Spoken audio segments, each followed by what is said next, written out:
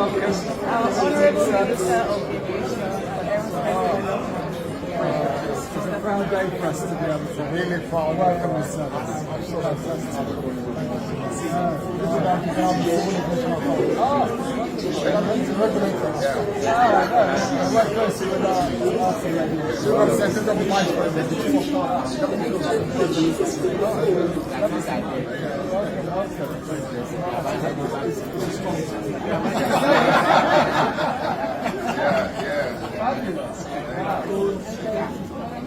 Can we have a quick That'll be done later.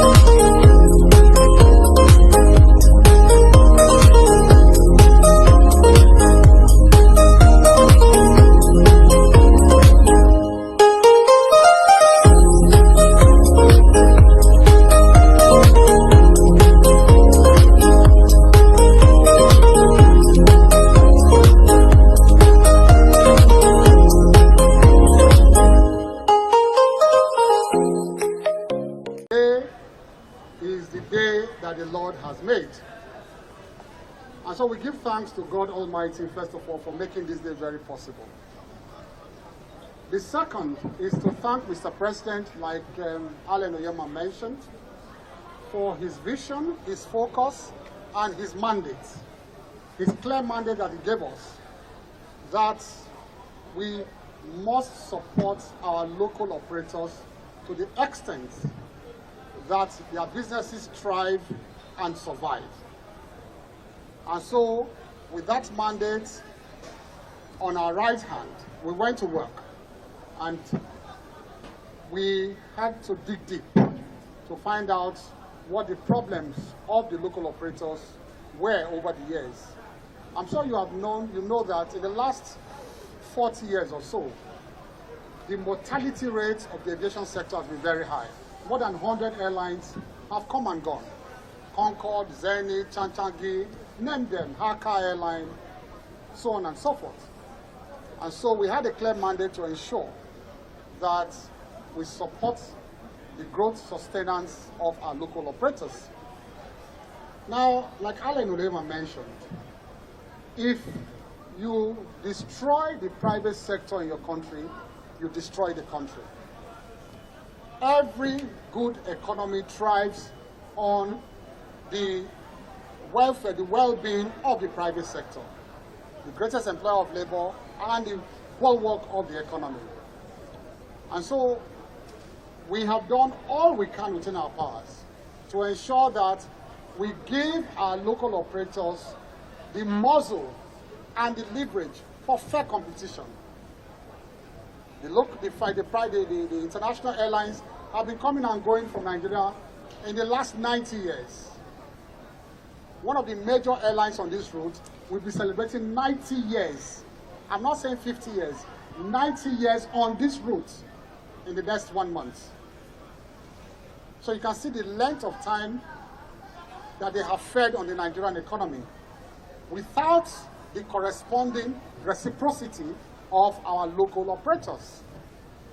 Almost all the routes in Europe, all the capitals in Europe, they come to Nigeria every day.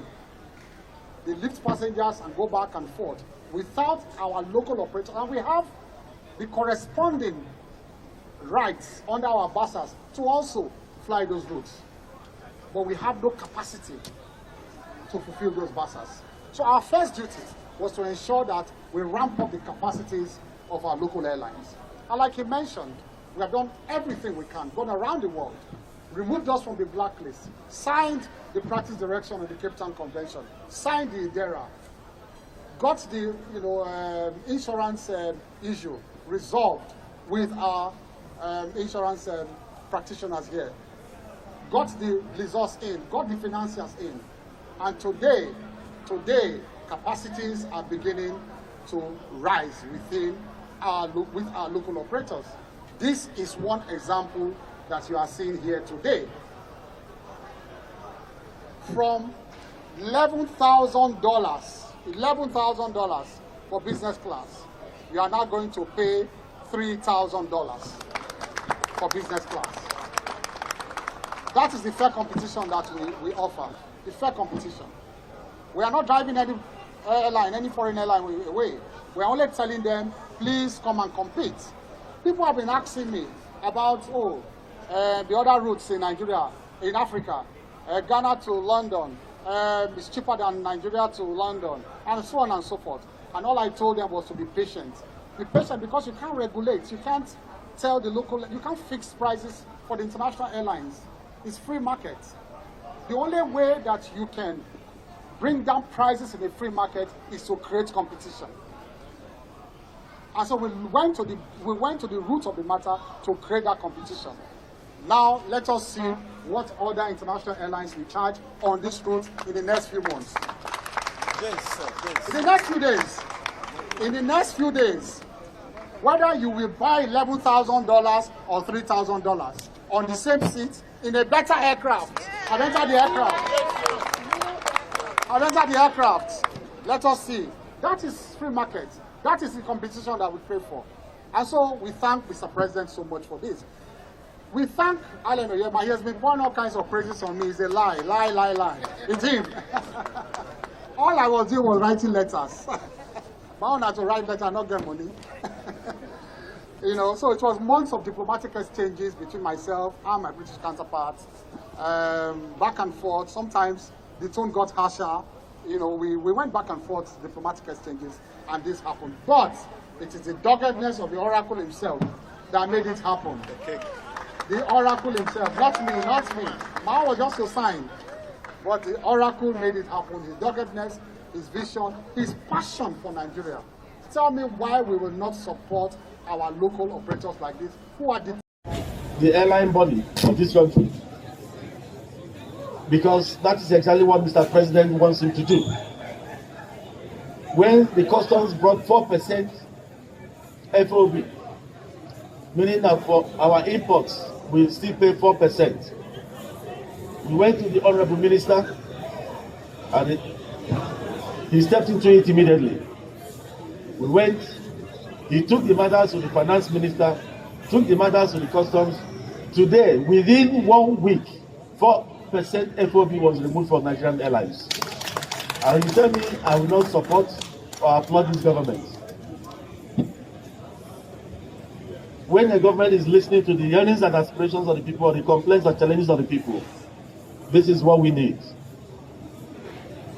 When Nigerian helicopter airline owners cried to Honorable Minister about a certain charge, he removed it on the spot in order to make life very simple for these airlines.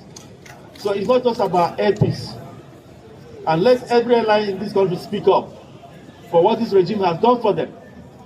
Don't keep quiet. It's not only when the things, not so good things are done, that we all shout. When the government is doing that which is right, let us applaud them and commend them. And let every airline, let any airline who says he has not benefited from the regime of Mr. Skeyamo and President Bola Ahmed Tinubu, let the person stand up. Let the person show up tomorrow.